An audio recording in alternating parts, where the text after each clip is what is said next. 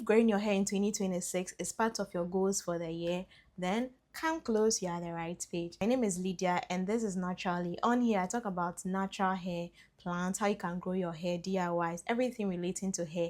I talk about it here. Today is exactly day 11 of sharing 100 videos on YouTube. Yes, I'm on a 100 days challenge and today is my 11th day. I've already done my 1/10 and today is my 11. Another 1/2/10. I'm starting another ratio.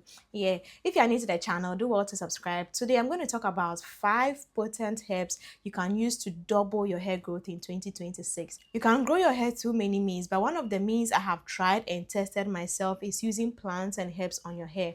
So today I'm going to tell you 5 potent herbs you can use on your hair, their nutrients and how you can use them. Do well, have a seat, get a pen and a paper, and then write some things down. So you're going to start with rosemary. Why am I starting with rosemary? Because rosemary is a very popular or common spice in our kitchen.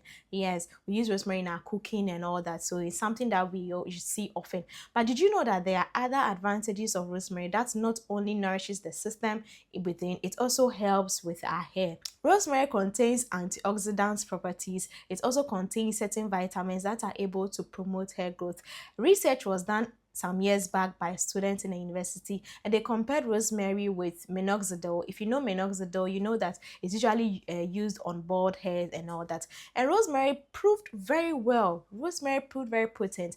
One thing that the research concluded was that you have to be very, very consistent. So meaning that rosemary works. I always say that plants are powerful, just that science hasn't really gotten the time to delve into every single plant and what they really do for the hair. But the fact that science haven't done everything doesn't mean that they don't work. Plants really, really work. So how do you use rosemary for your hair? You can either use it as an oil, which I have videos on this page. You can also use it as hair tea. These are the two popular ways that we can use rosemary. You can infuse it into your hair tea and then after you shampoo your hair, you use it as a scalp rinse. It's able to protect your scalp very, very well. I think in one of my videos, I'm going to use rosemary as a hair rinse and then when I finish shampooing my hair, I just pour everything on my scalp. Yes, so take note that rosemary is something you can use to double your hair growth in 2026. Now our next herb is hibiscus. Guys, if you've used hibiscus before, you know that hibiscus can thicken your hair. Yes, and it can also darken your hair if you're someone who wants to really change the complexion or the color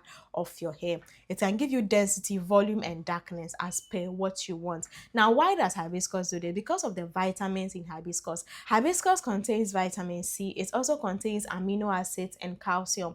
One of the properties of hibiscus is strengthening your hair. Yes, I mentioned earlier that it can thicken your hair. You know, if it's able to strengthen your hair, it makes sure that your hair grabs hold of the roots of your hair very, very well. Yeah, so if you want to thicken your hair, strengthen your hair, if you're someone who is experiencing severe breakage and all that, and you want to change things up a bit, try using hibiscus powder or hibiscus leaves, infuse them in some water, use them as a scalp rinse or use them as your daily hair tea. They are going to work magic. You can also use them in oils. It's preferred to make sure that the oil you are using, the powdered form of hibiscus, you use them in oil for a day or two or do a double boiler method so that the nutrients in the hibiscus is infused into the oil and then you use it on your hair consistently. Yes, hibiscus can double your hair growth. It can thicken your hair. The nutrients in hibiscus are tremendous. And hibiscus is also a spice in your kitchen. In my country, we call it sobolo. We use it for drinks. Yes, so the nutrients are both internal and external. That is something that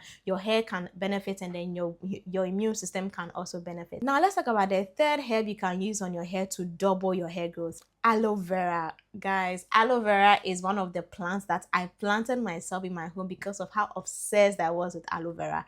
Aloe vera, I like to call it a cash crop because the whole plant is beneficial. You can drink it, you can use it on your face, you can use it on your hair.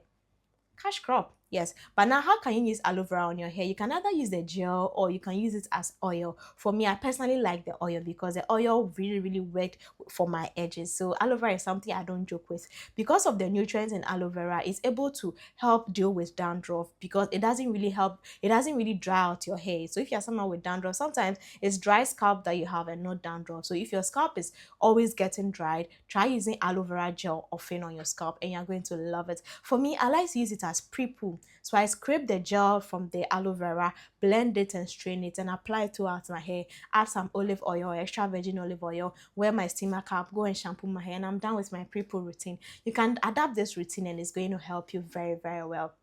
Now, the fourth herb that is so powerful you can use on your hair is fenugreek seeds, guys. Some other people call it methi. They are tiny yellow seeds. In my country, people take it for other purposes, but then I'm specifically talking about how you can use them on your hair. With fenugreek seeds, they have three ways you can use them. I mean, for me, I use them in three ways, either as a hair tea, either as a hair mask, or either as hair oil. Now, how do you do the hair tea? With the hair tea, you infuse the tea into hot water. You either leave it overnight or you boil it for about 10 minutes and then strain it and apply it on your hair as your hair tea or as a scalp rinse. When you finish shampooing your hair, in order to balance the scalp pH of your scalp, you just pour some of the fenugreek seeds infused water on your scalp, and you're going to see how your scalp will be feeling very, very healthy.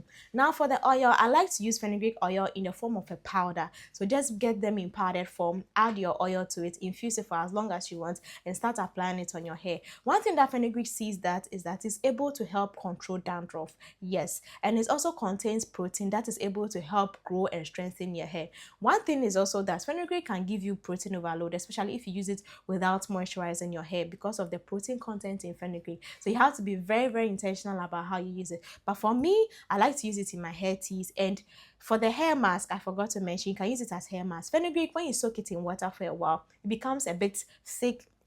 The teeth enlarging a bit, and it makes it a bit slimy. When you blend it, you can use it as your deep conditioner. You can add it to your conditioner and then use it to deep condition your hair.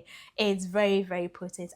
This year, you and I are giving our hair another chance to grow. Me, I'm giving my hair another opportunity to grow. So let's all give our hair different opportunities to grow. Now, the last but not least herb is brimraj. Well, this herb is not very popular, but it's very, very potent.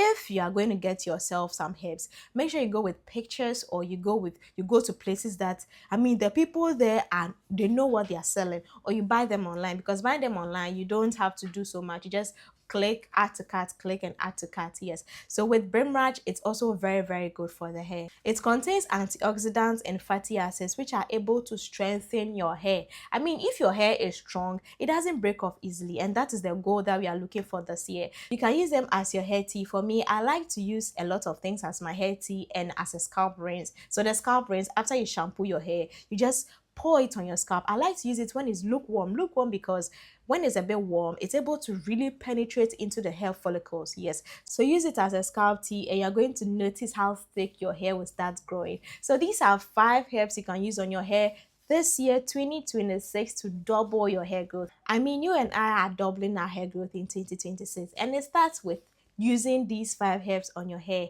Guys, this is day 11 of sharing YouTube videos. I'm on 100 days of YouTube, and then this is day 11. So I ask that you join me on this journey. I have so many videos on this playlist, and I think you're going to love it. I'll make sure that I make this exciting. It's going to be broad, everything about hair.